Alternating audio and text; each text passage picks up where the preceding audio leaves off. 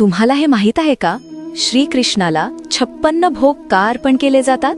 ब्रजभूमीत एकदा आकाश काळकुट्ट झालं. मेघ गर्जना करू लागले. इंद्रदेवाच्या कोपाने गोकुळावर मुसळधार पाऊस कोसळू लागला. घाबरलेले गोकुळवासी, रडणारी बाळं, थरथरणाऱ्या गायी. तेव्हा तोच बालकृष्ण पुढे आला. हसत म्हणाला, भिऊ नका, मी आहे ना.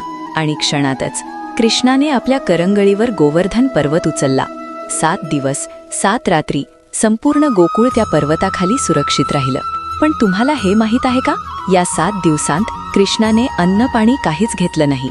गोकुळमध्ये प्रथा होती दिवसातून 8 वेळा भोग कान्हाला अर्पण करण्याची. 7 दिवस गुणिले 8 भोग बरोबर 56 भोग. पाऊस थांबला. इंद्रदेवांना आपल्या चुकीची जाणीव झाली आणि तेव्हा गोकुळवासियांच्या डोळ्यात पाणी आलं. आपल्या कान्हाने आपल्यासाठी 7 दिवस उपवास केला.